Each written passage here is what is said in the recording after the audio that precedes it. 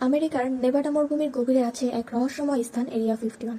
একটি সামরিক ঘাঁটি, কিন্তু নামের চেয়ে অনেক বেশি রহস্যময়। দশকের পর দশক ধরে এই জায়গাটি ঘিরে রয়েছে ভিন গ্রহের প্রাণী আর ইউএফও সংক্রান্ত নানা গল্প। অনেকে বলেন এখানে এলিয়েনদের দেহ ও তাদের প্রযুক্তি সংগ্রহ করা আছে। 1947 সালের রসওয়েল ইউএফও ঘটনার পর থেকে এরিয়া 51 মানুষের কৌতূহলের কেন্দ্রবিন্দু। কেউ বলে সেই দুর্ঘটনায় পাওয়া অজানা উড়ন্ত বস্তু এখানেই আনা হয়েছিল এবং সেখানে বিজ্ঞানীরা গোপনে গবেষণা চালান, যাতে ভিন গ্রহের প্রযুক্তি ব্যবহার করে অস্ত্র তৈরি করা যায়। কিন্তু বহু বছর ধরে আমেরিকা সরকারের অস্তিত্ব অস্বীকার করে এসেছে।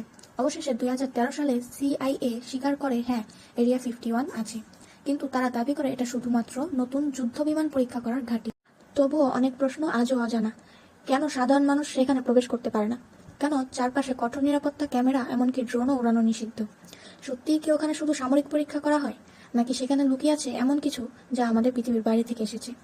একটাই কথা বলা যায়, এরিয়া 51 আজও পৃথিবীর সবচেয়ে গোপন রহস্যগুলোর একটি।